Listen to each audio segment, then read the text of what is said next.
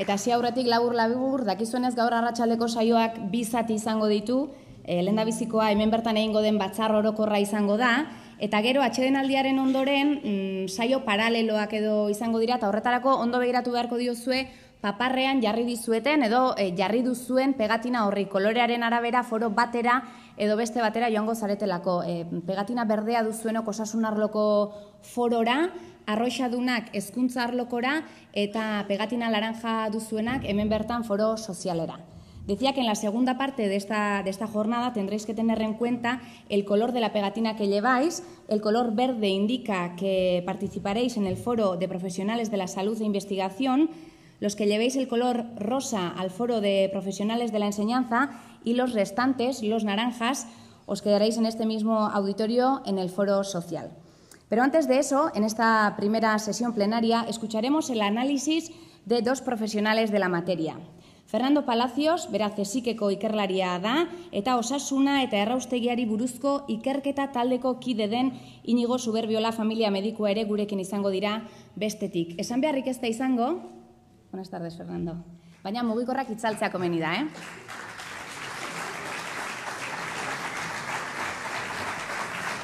Fernando Palacios, CSIC Espainiako zientzia ikerketen goi kontseiluko kide da, Mindi ingeniaritzan doktore, Naturzientzien Museo Nazionalean biodibertsitate eta biologia evolutibo sailean arduradun, besteak beste eta administrazioek eurek eskatuta ere bai, hainbat azpiegiturek izandako eraginak edo izan ditzaketen eraginak ere ikertzen aritu izan da, abiadura handiko trena kasu, eta Europan ez ezik Amerikan ere kongresuak antolatutakoa Museo Nazionalen ordezkari gisa. Gaur gurean dugu erraustegiaren eraginen gainean azterketa zientifikoa egiteko. Fernando Palacios, cuando quieras.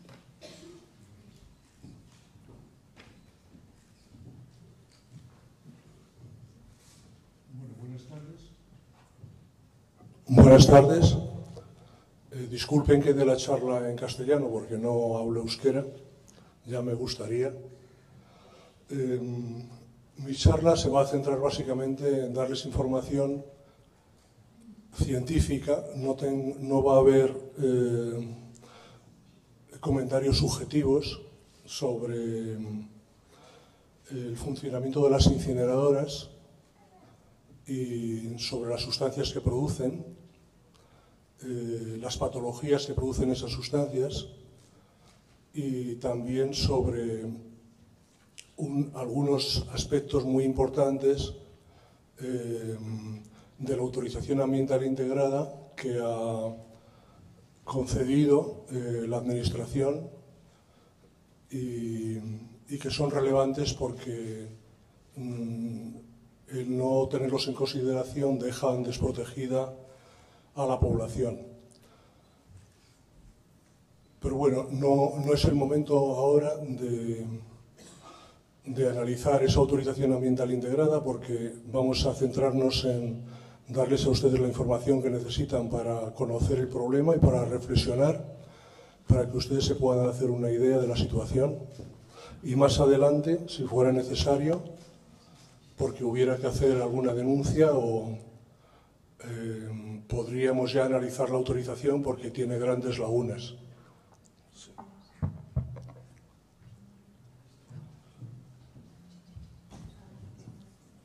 Bueno, ya me voy a sentar. Sí, me voy a sentar. No, gracias. Como les digo, la autorización tiene grandes lagunas y porque es una autorización que se ha diseñado para poder construir la instalación. Es la forma que tiene la Administración cuando tiene el poder de poder alcanzar sus objetivos con un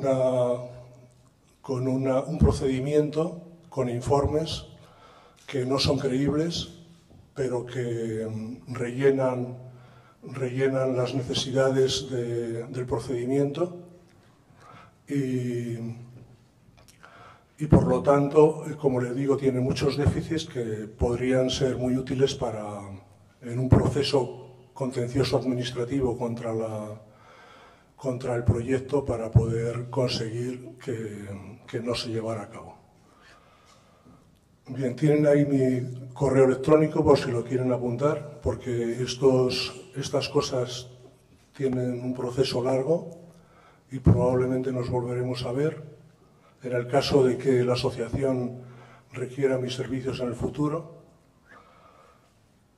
Y bueno, básicamente voy a hablar de estos aspectos, el área que contamina una incineradora, aspectos que no están en la autorización cuando tendrían que estar, porque es obligatorio por parte de las directivas europeas que se analicen al detalle todas las cuestiones relativas a los proyectos que se quieren realizar. Además, las áreas que posiblemente se verán afectadas en el entorno de la incineradora de Zubieta, los efectos sobre la salud de las incineradoras de residuos urbanos y asimilables y la caracterización de las emisiones de los residuos que se incinerarán en la planta de Zubieta, con una descripción de las sustancias que no serán controladas y su toxicidad. Bueno, aquí hay un estudio hecho en New Jersey, en Estados Unidos, con una incineradora de residuos sólidos urbanos que incinera 400 toneladas al día, que sería 4 veces más de lo que previsiblemente se va a incinerar en Zubieta. Y este estudio lo que hace es que mide la bioacumulación de mercurio sobre el musgo en el entorno de la incineradora. Saben ustedes que el mercurio es una sustancia, un metal pesado muy peligroso porque produce cáncer. Y bueno, aquí tienen ustedes en esta tabla las concentraciones de mercurio que han medido en distintos puntos de muestreo. Aquí tienen ustedes la concentración de mercurio y aquí tienen ustedes la distancia del lugar donde han encontrado esas concentraciones, la distancia a esos puntos de medición. Y como pueden ver, las mayores concentraciones de mercurio que se sitúan aquí, aunque también ahí están en un entorno de aproximadamente 1,7 kilómetros, aunque esta se situaría a una distancia de unos 4,3 kilómetros de distancia de... Vamos a ver otro ejemplo. Bueno, esto es un informe hecho por la Asociación de Medicina Ecológica de Inglaterra sobre el mercurio, que dice que el mercurio es un gas a temperaturas de incineración y no se puede eliminar por los filtros. Las incineradoras, pues es una de las mayores fuentes de mercurio que se emiten al medio ambiente. Y bueno, aquí habla de los problemas del mercurio, de la neurotoxicidad que produce enfermedad de Alzheimer, etc. Y saben ustedes que el mercurio está en las bombillas y en los tubos fluorescentes, está en la pintura, está en los interruptores eléctricos. Hay muchas fuentes de mercurio que van a incineración. Y por esa razón es por lo que se produce la contaminación por mercurio. Este otro estudio es una fundición de cobre en Quebec, que al fin y al cabo son unos hornos que son asimilables a las incineradoras, y mide también la concentración de metales pesados sobre turba en el entorno de la incineradora. Y aquí lo que vemos es que, por ejemplo, en el caso del plomo, que es un metal pesado que es neurotóxico, pues vemos que las mayores concentraciones de plomo se sitúan hasta aproximadamente 20 kilómetros de la instalación. A pesar de que el plomo es un metal pesado que tendría que depositarse en el ambiente con mayor facilidad que otras sustancias gaseosas que alcanzan mayores distancias. Aquí vemos las mayores concentraciones de plomo, pues se sitúan entre 7,1 y 17 kilómetros de la instalación. siendo las mayores las que están a unos 10 kilómetros de la instalación. Este estudio también mide en Manitoba, en Canadá, mide metales pesados sobre la turba y lo que encuentra son concentraciones muy altas de arsénico, porque hay concentraciones significativamente altas en este círculo y concentraciones menos altas en los otros círculos, pero las más altas se han acumulado en una superficie de 16 por 13 kilómetros en el entorno de la instalación, 16 por 13. Y en este otro caso, que miden el plomo en la misma instalación, el plomo, la mayor concentración está en una superficie de 21 por 16 kilómetros en el entorno de la instalación.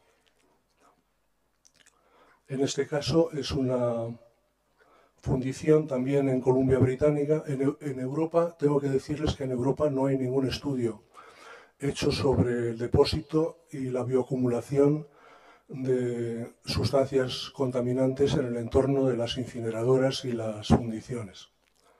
Y por lo tanto no podemos recurrir a ese tipo de información. Pero no obstante, las instalaciones que estoy dándoles son similares a las que existen en Europa.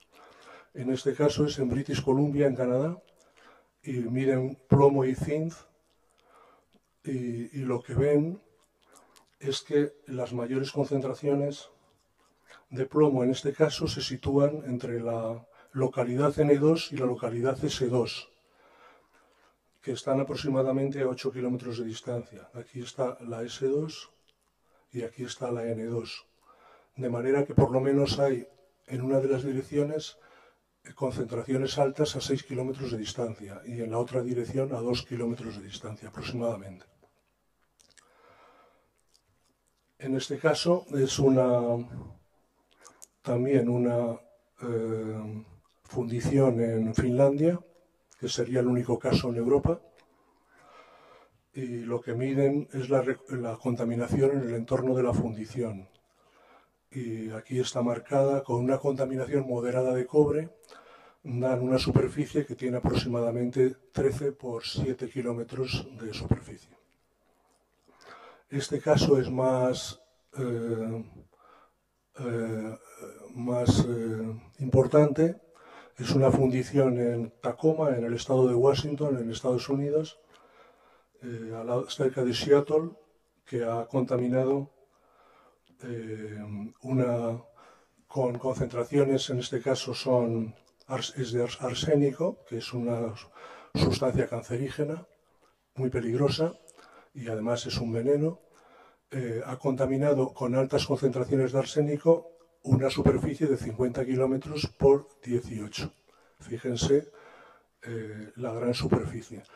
Con una zona mínima de afección de 7 kilómetros. Es decir, sería unos 3,5 kilómetros a cada lado de la instalación que se sitúa aquí en este punto. Y este último estudio, que no se refiere estrictamente a la dispersión de las sustancias en el entorno de las incineradoras, es un estudio muy interesante porque ustedes saben que los detractores la gente que apoya a las incineradoras siempre dicen que los estudios que se hacen no son válidos porque confunden las fuentes. Puede haber una incineradora, pero también puede haber una estación de autobuses, también puede haber otro tipo de instalación, puede haber una ciudad con su propia contaminación, porque saben que los coches son pequeñas incineradoras y que entonces es difícil discernir cuando se están haciendo mediciones de qué fuente en concreta vienen las emisiones, y dicen que por lo tanto que esos estudios que se hacen no son válidos porque hay una gran confusión de fuentes. Pero esta es una línea nueva que han empezado a utilizar en Inglaterra y que lo que miden no son sustancias, sino índices entre sustancias. Y los índices entre sustancias han determinado algunos índices que son específicos de determinados residuos que se incineran. Bien, entonces, aquí, por ejemplo, como lo digo, el estudio está hecho en el Reino Unido, donde es un país muy industrial, donde hay muchas fuentes de contaminación. Pero bueno, ya se ha identificado por otros autores, por ejemplo, Gallet en 2007 ya identificó los índices de emisiones que relacionan al cobre con el plomo, que proceden de residuos electrónicos, los índices que relacionan el plomo con el cadmio, que están relacionados con papeles mezclados y plásticos, el cadmio que se desprende cuando se incineran baterías o pilas, y así sucesivamente. El cromo que se emite cuando se incineran prensa coloreada, revistas coloreadas, etc.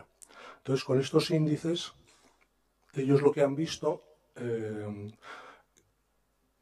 haciendo mediciones en el aire en Inglaterra en determinadas estaciones, aunque estos autores se quejan de que no eligieron bien los puntos de medición, pero aún así encuentran valores para el índice cadmio-plomo dentro del rango de las emisiones de una MVI, que es una incineradora de residuos municipales, en una localidad. Encuentran también el índice cromo-plomo en 2 lugares de medición, también en relación a emisiones de incineradores, y también encuentran el índice cobre-plomo en 4 localidades dentro del rango de emisiones de incineradores. Este estudio, que ha sido utilizado por los defensores de las incineradoras como un estudio que dice que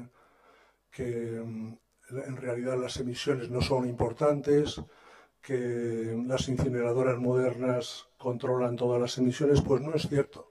La verdad es que este estudio sirve para reflejar todo lo contrario. Primero, por un lado, sirve para identificar ya sustancias que antes no se podían identificar por la confusión de las fuentes de producción de las sustancias. Segundo, demuestra que las emisiones están relacionadas con la contaminación que producen las incineradoras. Y bueno, pues eso es muy importante. Y por otro lado, se trata de incineradoras muy modernas, que todos los defensores de las incineradoras dicen que como los controles son muy estrictos y los límites de emisión muy bajos, pues no contribuyen a la contaminación, y es falso. Aquí lo está diciendo este estudio, de manera que este estudio lo que nos está sirviendo es a los detractores de las incineradoras para demostrar que las incineradoras modernas producen emisiones y que además ya se pueden medir con estas técnicas. Porque también dicen, no, es que, aquí él lo dice, es que a 10 kilómetros solo contaminó un 0,2% del tiempo del estudio, pero imagínense que 0,2%, el estudio creo que duró 5 años, 0,2% de un día es media hora.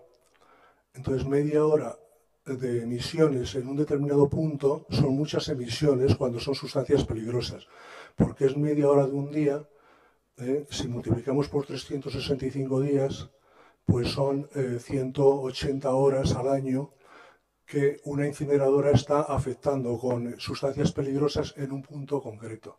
Por lo tanto, aunque dicen que son bajos, 0,2%, no son bajos, son 160, 180 horas en un punto concreto a lo largo del año. Es todo lo contrario de lo que han dicho. Bueno, aquí lo que tenemos es una tabla con las distancias de los distintos estudios que hemos visto, y bueno, pues como ven hay zonas muy contaminadas desde los 2 kilómetros hasta aproximadamente los 10. Vamos a olvidarnos de la incineradora de Tacoma, que tenía casi 30 kilómetros de afección en un lado y 20 en otro. Estamos hablando de entre 2 kilómetros y 10, y por lo general más de 2 kilómetros. Por lo general más de 2. Si tenemos la ubicación prevista de la incineradora aquí, en este punto, vemos que la localización de Usurbil, de Lasarte, de Hernani y de Urnieta. Y aquí, más al sur, de Andoain. Entonces, fíjense que las distancias son 1,9, 1,2, 1,6, 3,5, 3 y 5. Y Gara ya es un barrio de San Sebastián. De manera que estamos en distancias de alto nivel de acumulación de sustancias peligrosas. En el estudio de la autorización ambiental integrada no se atreven a poner una rosa de los vientos y lo que hacen es que analizan la dispersión en determinados días que les han convenido. Pero bueno, vamos a analizar algunas rosas de los vientos. En este caso es la de Lasarte, que está en el fondo del valle. Creo que es a 18 metros de altura aproximadamente, o sea que está abajo. La instalación va a estar a unos 100 metros de altura, pero muy próxima. Y aquí lo que dice la rosa de los vientos es que va a haber unas calmas, que son las amarillas. Aquí ustedes lo que tienen en los círculos concéntricos es la frecuencia de viento anual. Es decir, que si uno de los vectores llega hasta aquí, como en este caso el vector verde, que son vientos flojos, lo que está diciendo es que hay un viento del norte hacia el sur, que es este vector, un viento del norte hacia el sur, que es el 20% del tiempo anual. ¿De acuerdo? Bien, aquí lo que tenemos son unas calmas que están en el entorno de los 15 más aproximadamente 3, 18%. El 18% del tiempo anual son calmas. Y luego hay unos vientos del norte, que son estos, los que se reflejan aquí, y unos vientos del sur, que son estos, que llevarían la contaminación hacia San Sebastián. Y en este caso llevarían la contaminación por el valle del río Oria hacia Andoain, estos vientos. Vamos a ver otras rosas de los vientos próximas. En este caso es un trabajo de Uriarte con la rosa de los vientos de Igueldo, que es parecida. Aquí tenemos vientos muy frecuentes, pero con poca velocidad, que vienen del norte hacia el sur, es parecido. Y aquí tenemos vientos de alta velocidad, pero no tan frecuentes. Sería un poco invertida a la anterior. Pero además hay estos vientos que vienen del cuadrante noroeste y que irían en esta dirección hacia Urnieta, y estos vendrían pues en esta dirección hacia Hernani. Esta rosa de los vientos es parecida a esta de Igueldo, del observatorio de Igueldo, que aquí ya lo reflejan de manera más sofisticada, pero en realidad es lo mismo. Vientos que proceden del sur, que desplazarían hacia el norte, y vientos del norte que desplazan hacia el sur, y vientos del noroeste que se desplazarían hacia el este y hacia el sureste. En este caso es la rosa de los vientos de Heidkibel, que es parecida, aunque tiene una componente de vientos del este hacia el oeste que arrastraría la contaminación, y esta también, del sureste al noroeste, que arrastraría la contaminación hacia Usurbil. Y luego esta otra, que es de la planta de cogeneración de la papelera guipuzcoana de Zicuñaga, que está aquí en Hernani, y que es parecida, como pueden ver, al proyecto, que es parecida a la rosa de los vientos de Heidkibel. Bien. Resumiendo, en todo caso, por efecto de las calmas, bueno, se me ha olvidado decir que aquí en Igueldo tenemos calmas, un 7% del tiempo anual de calmas, y coincide con este observatorio, que es del Minetur, que también da 7% de calmas. O sea que el trabajo de Uriarte coincide con el de Minetur, probablemente se basan en los mismos datos. Bien, entonces, ¿qué indica esto? Que va a haber entre un 7 y un 20% de calmas, que es bastante tiempo al cabo del año, un 20% de calmas tengan en cuenta que son 4,8 horas al día. Y un 6% pues son, pues, no sé, es aproximadamente 6 por 4, 24, es casi 2 horas al día. Es mucha incidencia de una fuente de contaminación en una misma zona. Bueno, ese viento de calmas es precisamente lo que en todas las incineradoras que hemos visto, pues hace que exista una zona más contaminada en el entorno de la incineradora, porque las sustancias no se alejan y se depositan en el entorno. Y, por lo tanto, hay que pensar que esos vientos de calmas o baja de velocidad, si unimos los de baja velocidad, aproximadamente menores de 0,8 segundos, pues lo que vamos a encontrar son a medio y a largo plazo afecciones significativas en un entorno de unos 3 kilómetros de radio, con lo cual prácticamente todas las localidades que hemos mencionado estarían afectadas por las calmas. Asimismo, como hemos visto, había vientos procedentes del norte y vientos procedentes del sur que arrastrarán la contaminación hacia el sur y hacia el norte, y esa contaminación será aguas abajo y aguas arriba del río Oria. Cuando sean vientos del norte hacia el sur, hacia Andoain, y cuando sean vientos del norte, vientos del sur hacia el norte, pues hacia Lasarte y hacia el propio San Sebastián. Y esa contaminación de esos vientos se sumaría a la de las calmas. Luego, efectivamente, esa contaminación por escorrentía y por filtración bajaría al río Oria, de manera que el río Oria se contaminaría, con lo cual se contaminarían los espacios de red natura que hay aguas abajo de Usurbil.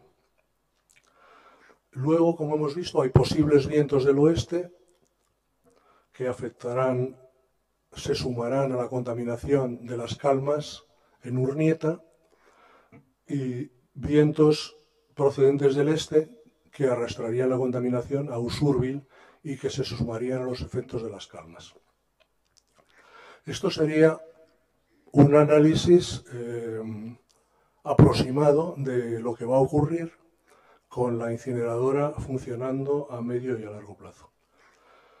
Vamos a ver cuál es el impacto en la salud de las incineradoras de residuos urbanos, que esto también es una información que debería figurar en la autorización ambiental integrada, porque evidentemente hay que hacer una evaluación ambiental en su conjunto, y la evaluación ambiental tiene que tener en cuenta sobre todo la bibliografía científica que existe sobre situaciones parecidas, máxime cuando no se ha hecho ningún estudio específico sobre la zona, ni se puede hacer porque la incineradora no está funcionando. Aquí tienen, bueno, me han dicho que yo traiga la comunicación básicamente para los doctores. Ustedes lo que van a ver pues es lo que puede ocurrir, pero de momento no ha ocurrido, así que no se sientan mal. En otras charlas ya damos las charlas a personas que están afectadas y se deprimen, pero en este caso, como todavía la instalación no está construida, pues es solo como referencia. Este es un estudio de NOx, que es una referencia a nivel mundial sobre afecciones de las incineradoras en Inglaterra a niños. Estudió 70 incineradoras y estudió los datos de cáncer y leucemia, de cáncer infantil y de leucemia en niños, y se vio que hubo una migración de las familias, significativamente alta, lejos de los lugares de nacimiento que estaban próximos a las incineradoras. Es decir, muchas familias, al contraer los niños el cáncer o al darse cuenta de que tenían problemas de salud, se emigraron a otras zonas de Inglaterra, se marcharon.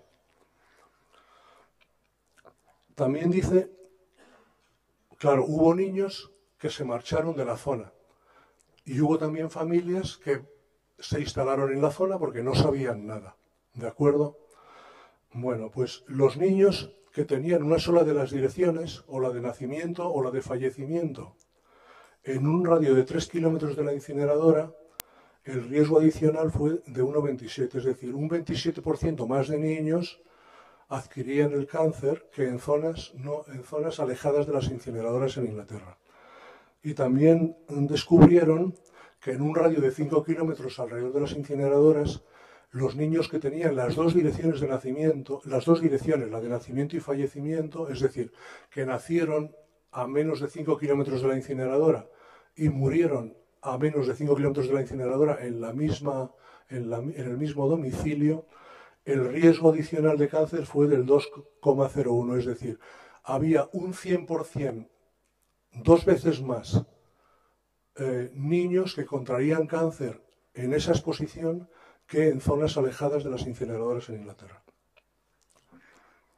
Este es un estudio hecho en una incineradora de Bélgica que dice que las personas que residían alrededor de las incineradoras en un área rural poseían valores significativamente altos de dioxinas que en las zonas de control alejadas de las incineradoras. Y ahí da las cantidades, 38 versus 24 picogramos. Este es un estudio hecho en Francia que dice que hay una relación estadísticamente significativa entre la exposición a las emisiones de las incineradoras y la incidencia, sobre todo en mujeres, en todos los tipos de cáncer considerados juntos, y sobre el cáncer de mama y el linfoma no Hodgkin,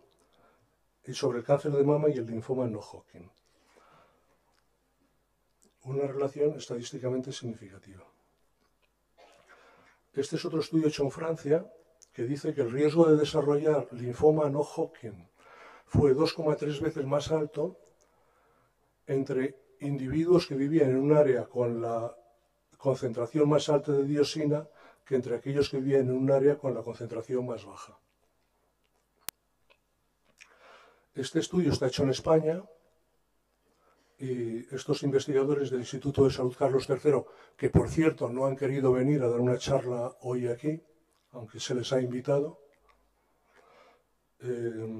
dice que existe un exceso de mortalidad por cáncer en el total de la población en la península ibérica que reside en la vecindad de instalaciones, se refiere a incineradoras, en su conjunto,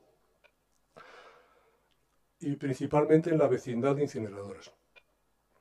O sea, varios tipos de instalaciones y principalmente en la vecindad de incineradoras. Y da un valor medio de 1,09, es decir, 9% más, con un valor máximo de 18, es decir, 18% más. Y luego dice que se debe hacer mención especial a los tumores de pleura.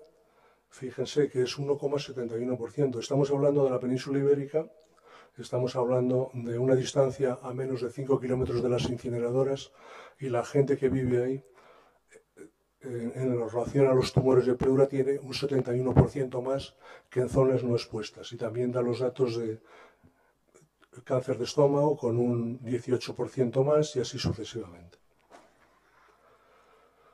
Este también es un estudio hecho en Francia y lo que da aquí pues, son estas gráficas donde se ha considerado la covarianza y donde no se ha considerado la covarianza, y lo que da son el efecto, la recta de regresión con el intervalo de confianza. O sea que el efecto de cáncer, todos los cánceres en mujeres, y se ven cómo aumentan a medida que aumenta el índice de exposición. Aumenta en mucho, absolutamente mucho. Y en este caso es el cáncer de mama, específicamente el cáncer de mama, que también se ve que aumenta mucho con el nivel de exposición en incineradoras en Francia. Este también es un trabajo en Francia sobre riesgo de linfoma no Hodgkin, y dice: existe una relación estadísticamente significativa entre el grupo de personas, entre un grupo de personas y la exposición a dioxinas, con un riesgo relativo de 1,12, o sea, 12% más, en personas altamente expuestas que en los bloques de personas en zonas poco expuestas. Aquí da una media del 12% más. Este es un estudio hecho en Italia, en una incineradora, que dice que el riesgo de desarrollar sarcoma fue 3,3 veces más alto entre sujetos de ambos sexos con el más alto periodo de exposición y el más largo periodo de exposición y el más alto nivel de exposición. Y dice que un exceso significativo de riesgo se observó en mujeres. Fíjense, está hablando de 1,04 a 5,59, niveles altísimos. 5,59 es el máximo. Y para cánceres del tejido conectivo y otros tejidos blandos. Bien, este sería el resumen de las afecciones a la salud de las incineradoras en Europa, con datos de Inglaterra, Francia, Italia y España. El riesgo adicional de cáncer de 2,01 en niños con direcciones de nacimiento y fallecimiento en un radio de 5 kilómetros de distancia de incineradoras en Inglaterra. Cánceres juntos, todos los cánceres juntos, y cáncer de mama y linfoma no Hodgkin en mujeres en incineradoras en Francia. El riesgo de linfoma no Hodgkin 2,3 veces mayor en una incineradora en Francia. Exceso de mortalidad de cáncer a una distancia de 5 kilómetros en incineradoras en España. Los datos que hemos dado: 1,71 pleura, 1,18 estómago, 1,18 hígado. El riesgo de linfoma no Hodgkin de 1,12 en personas que viven en zonas altamente expuestas a dioxinas en comparación a zonas de leve exposición. Y el riesgo de sarcoma, que ya lo acabamos de ver, 3,3 veces mayor en personas altamente expuestas y largos periodos. Bien, vamos a ver qué residuos figuran en la autorización ambiental integrada y qué residuos realmente se van a incinerar, que no lo hice.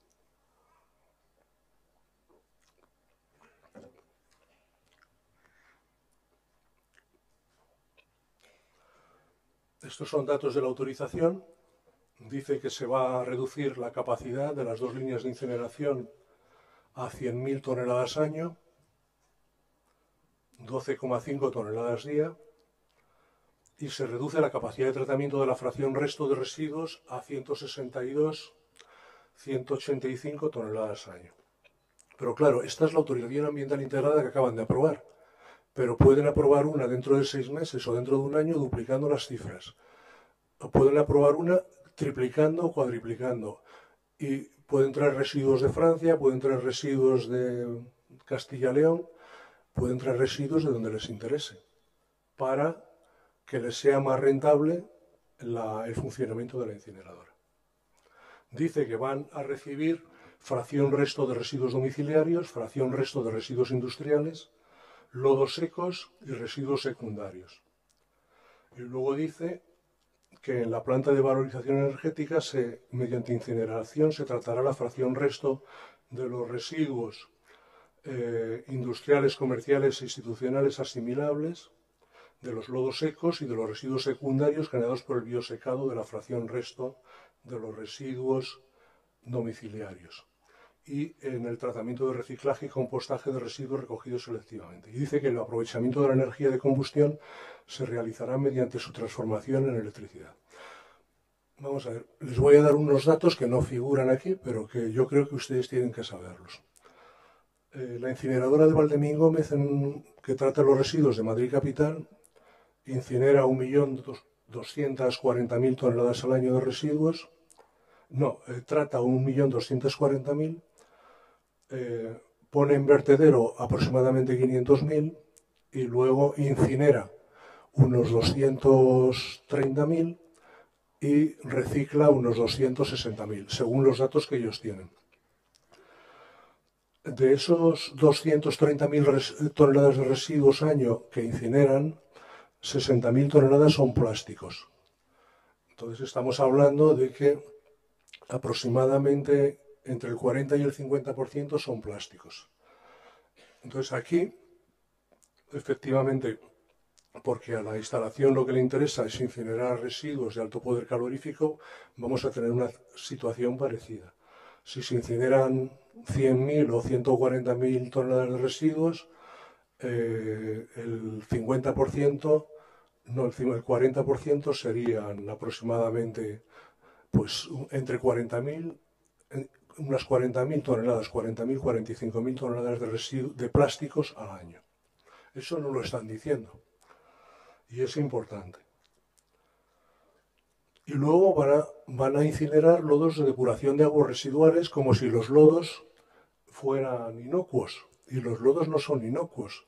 Tengan ustedes en cuenta que los lodos llevan todas las sustancias peligrosas que nosotros ponemos en la red de aguas residuales en nuestras casas y de las industrias. Entonces, por ejemplo, este plástico que tiene éteres difenilos polibromados, que son retardantes para el fuego, que pueden estar en los lazos de las moléculas o que pueden estar mezclados con el polímero, se degrada y cae al suelo. Nosotros lo barremos y lo ponemos en el contenedor, o bien va por el agua a la estación depuradora, por poner un ejemplo, ¿no? Bueno, pues, o sea que los lodos no son inocuos. Entonces aquí les pongo unos ejemplos de lodos, unos análisis hechos en Cataluña en concreto, que no creo que en Cataluña su nivel de vida sea distinto que este y supongo yo que actuarán de una manera parecida. Pues en este caso estos investigadores estudian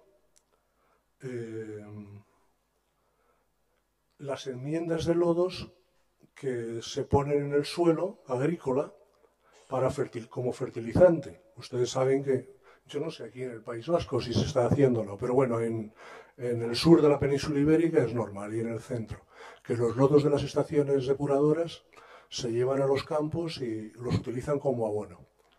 Entonces estos señores, estos investigadores lo que han medido es la cantidad, las sustancias que hay en el suelo, en los suelos agrícolas después de la aplicación de los lodos. Y muestra que las enmiendas de lodos en las estaciones agrícolas de investigación muestreadas incrementaron las concentraciones de todos los congéneres de éter difenil polibromados entre 1,2 y 4,5 veces. Fíjense. También describe altos niveles de éter difenil polibromados en los suelos 4 años después de la última aplicación de lodos, poniendo de relieve la persistencia de estas sustancias en los suelos. El problema de los PBDs, que son los éteres difenilos polibromados, son las nuevas diosinas, es que no solo producen cáncer, sino que también son neurotóxicas. Y además son persistentes. Las diosinas con la luz solar se van destruyendo, pero los éteres difenilos polibromados, y ya lo dicen estos autores, persisten en los suelos, de manera que se van bioacumulando. Es decir, un agricultor que echa lodos todos los años va bioacumulando en los suelos agrícolas lodos. Y por lo tanto, cada vez es mayor. Bien, fíjense que los lodos contienen PBDs. En esta otra publicación, de los mismos autores, también en suelos agrícolas en Cataluña, a los que se le han aplicado lodos, encuentran que los suelos tratados con lodos, las cantidades de diosinas, las diosinas policloradas y los dimenzofuranos policlorados y los bifenilos policlorados fueron de 1,2 a 11,6 veces más altas que en suelos agrícolas de áreas no contaminadas. O sea que fíjense la cantidad de sustancias peligrosas que tienen los lodos que se van a incinerar en la incineradora. Este es un estudio hecho en Estados Unidos por la Agencia de Protección Ambiental, que es una agencia relativamente independiente porque depende del Ministerio del Interior, de lo que es allí de lo que sería aquí el Ministerio del Interior. Y por lo tanto los estudios que hace son bastante independientes. Y lo que dice este estudio, donde analizan los lodos en las las sustancias que existen en los lodos de depuración de aguas residuales, que tampoco viven los americanos de manera muy distinta que nosotros, pues fíjense que encuentran todos estos metales en lodos, señalan con un asterisco los más peligrosos: el mercurio, el arsénico, el molibdeno, el níquel, el selenio, el cadmio, el cromo, el cobre, el plomo, el zinc. Luego encuentran todos estos hidrocarburos aromáticos policíclicos, por ejemplo el benzopireno, que es una sustancia muy peligrosa que se produce por incineración del butadieno, que procede de los neumáticos. Lo que está ocurriendo ahora en esa localidad de Madrid, que están incinerándose los neumáticos, es un cancerígeno tremendo, el benzopireno. Bueno, todos estos hidrocarburos orgánicos semivolátiles, aniones inorgánicos, y luego los éteres difenilos polibromados y las dioxinas.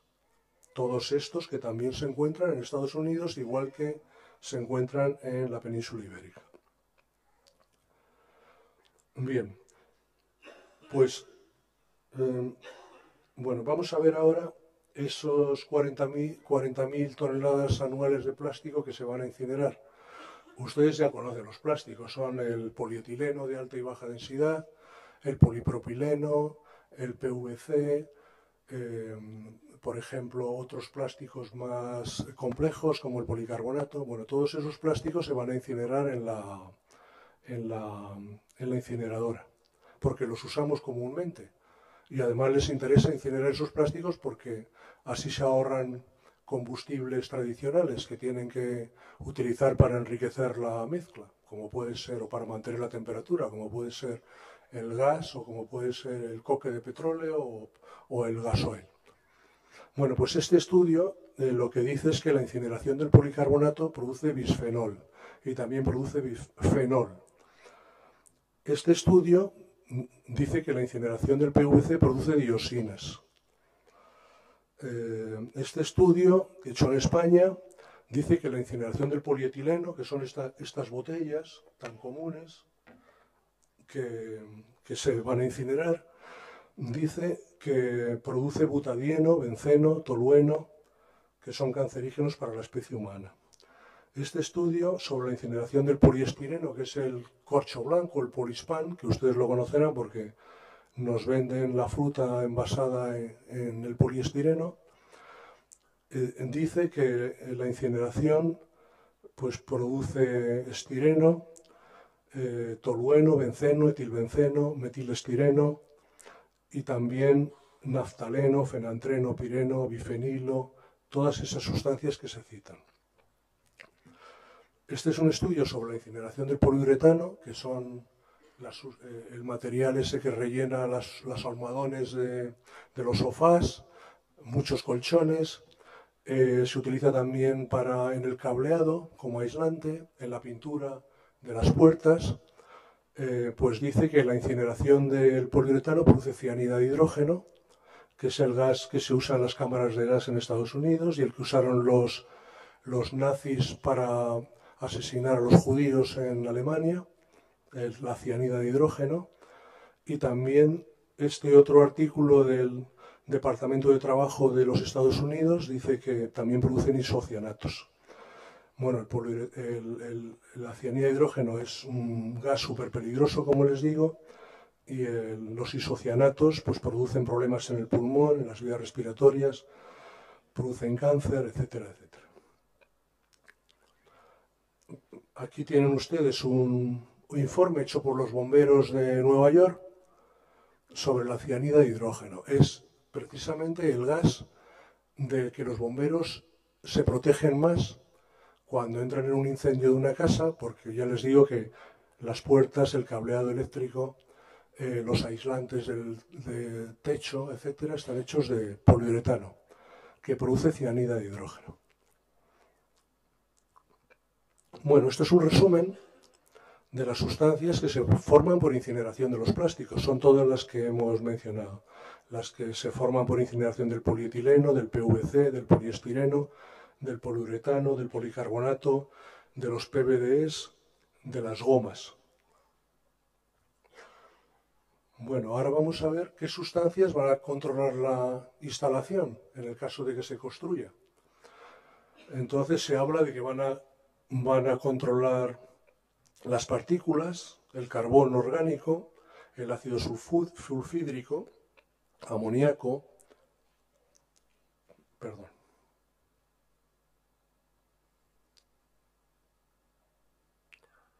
A ver.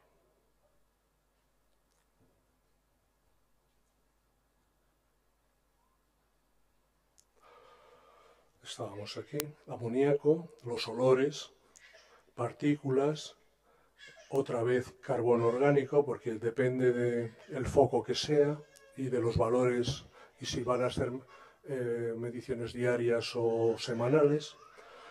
El carbono, el cloruro de hidrógeno, fluoruro de hidrógeno, dióxido de azufre, óxidos de nitrógeno. Seguimos, cloruro de hidrógeno, carbono, fluoruro de hidrógeno, dióxido de azufre, monóxido, o sea, óxidos de hidrógeno otra vez.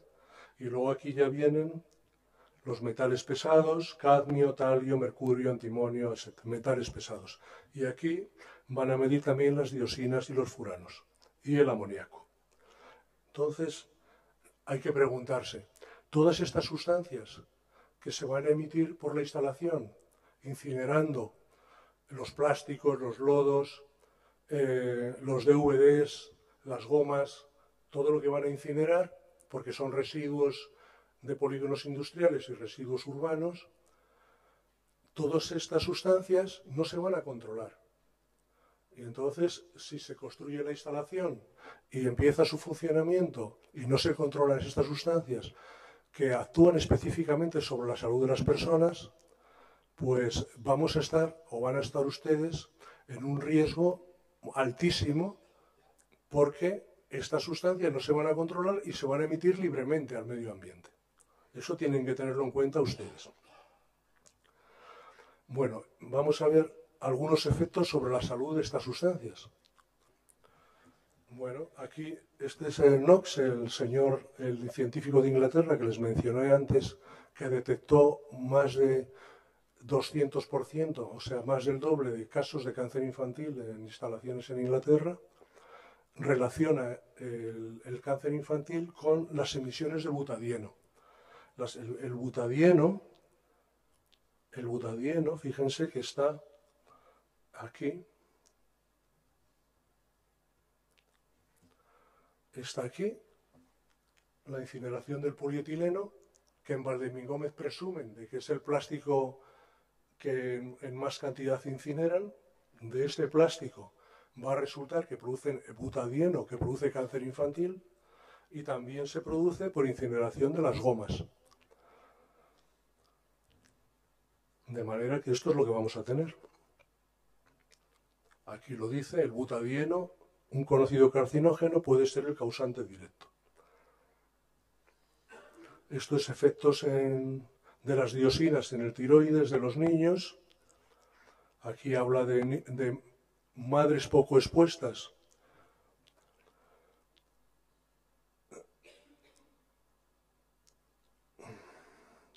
Madres poco expuestas tienen 18,6 partes de diosinas en la leche y madres muy expuestas tienen 37,5, es decir, el doble. Está aquí. En este caso, pues son cómo inciden las diosinas en el desarrollo fetal y en el desarrollo del niño, que alteran 6 sistemas hormonales. Ustedes, bueno, este estudio es sobre los PBDs, que les he dicho que eran los éteres difenilos polibromados, y está hecho en Estados Unidos por el Departamento de Agricultura de Minnesota, y dice que los estudios de laboratorio en animales indican que los éteres difenilos polibromados son tóxicos para el cerebro, el sistema reproductivo y el hígado y alteran la función del tiroides. Dice, un 5% de las mujeres americanas tienen niveles de éter difenil polibromados mayores que los que se ha demostrado que causan problemas reproductivos en animales de laboratorio. Los niños tienen hasta 300 veces más exposición que los adultos a los éter difenil polibromados, principalmente a partir de la leche materna y la ingestión de polvo. Fíjense este estudio que han hecho en Florida, lo que dice. Estudian la ingestión de suelo en el campo, en el jardín, de los niños durante las sesiones de juego, que no son todos los días del año, pueden ser en el recreo, pero pueden ser en el fin de semana, sesiones muy largas. Y lo que dice es que la predicción que hacen indica que la mayoría de los niños, el 62% de los niños que estudian, ingerirían por encima de 1 gramo de suelo durante 1 o 2 días al año. Por encima de 1 gramo de suelo durante 1 o 2 días al año. Que el 42% y el 33% de los niños ingerirían más de 5 y 10 gramos de suelo durante 1 o 2 días al año respectivamente. Y se han encontrado episodios agudos de ingestión de suelo de hasta 25 a 60 gramos en un solo día. Entonces estos autores lo que concluyen es que el estudio indica que la cifra que utiliza la Agencia de Protección Ambiental de Estados Unidos sobre ingestión de suelo por niños utiliza la cifra de 200 miligramos día o menos en el 95% de los niños, con propósito de evaluación de su exposición a ciertas sustancias, no los protege. Lo que dice es que esa cifra que está utilizando la EPA para regular las emisiones de las instalaciones, de que los niños ingieren 200 miligramos al día de suelo o menos, no protege a los niños, porque los niños ingieren mucho más suelo que esa cifra. Y por esa razón los niños están más predispuestos a los problemas de estas sustancias. Este es un estudio hecho en Nueva York, en la universidad, en el Centro de Investigación Ambiental de la Infancia, en Nueva York. Y lo que dice es que los niños con altas concentraciones de PBDs, de terdifenilpolibromados, puntuaron más bajos en los test de desarrollo mental y físico a los 12 a 48 meses y a los 72 meses. El estudio muestra efectos en el neurodesarrollo en relación a las concentraciones de terdifenilpolibromados en el cordón umbilical.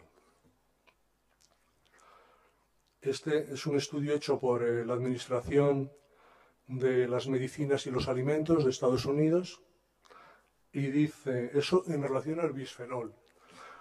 Ustedes se preguntarán, ¿qué es el bisfenol? Probablemente algunos de ustedes ya lo conocen. El bisfenol es parte integrante de la fabricación del policarbonato y el policarbonato es el plástico con el que hoy en día se hacen los cristales de los coches, protectores de las lámparas, pero también se hacen los biberones de los niños y se hacen los chupetes y se hacen se hacen plásticos para la agricultura y desgraciadamente también el policarbonato es el recubrimiento interno de las latas de los alimentos. Ustedes habrán abierto una lata de judías o de sardinas y habrán visto que tiene un recubrimiento interno que es como una pintura muy fina de color crema o de color marrón. Eso es policarbonato y el policarbonato contiene bisfenol A. Bien. Hoy en día todavía, aunque hay algunas empresas que están intentando sustituir ese recubrimiento de las latas y de los envases, porque también está en los tarros de cristal, en la tapa habrán visto que tiene una película de policarbonato y luego tiene una arandela que puede ser de polietileno. Bueno, están intentando sustituirlo, pero las sustancias que están utilizando para sustituirlo son tan peligrosas como el bisfenol. Lo que dice este estudio es que los niños constituyen una parte de la población potencialmente sensible al bisfenol porque están desarrollando su sistema neurológico y endocrino y porque su sistema hepático para detoxificar y eliminar sustancias como el bisfenol puede ser inmaduro. Entonces, bueno, dicen que están trabajando en Estados Unidos para que no se utilice el policarbonato en los envases de los alimentos, pero tampoco en los biberones ni en los chupetes. Este es un estudio sobre el daño que produce el fenol en el sistema nervioso. Todas sustancias que hemos visto que se van a emitir en la instalación si se lleva a efecto. Este es un estudio sobre los isocianatos, que recordarán que se producían por incineración del poliuretano. Dice, producen efectos en la reproducción, infertilidad, muerte del feto, muerte de recién nacidos, reabsorción, anormalidades internas y en el esqueleto. Bueno, pues esto es todo. Vamos a ver si tenemos suerte y vamos avanzando en el conocimiento por parte de todos los vecinos que vivan en el entorno de la instalación, para que nos unamos todos y luchemos todos contra el proyecto para que no sea desarrollado. Y nada, muchas gracias por su atención.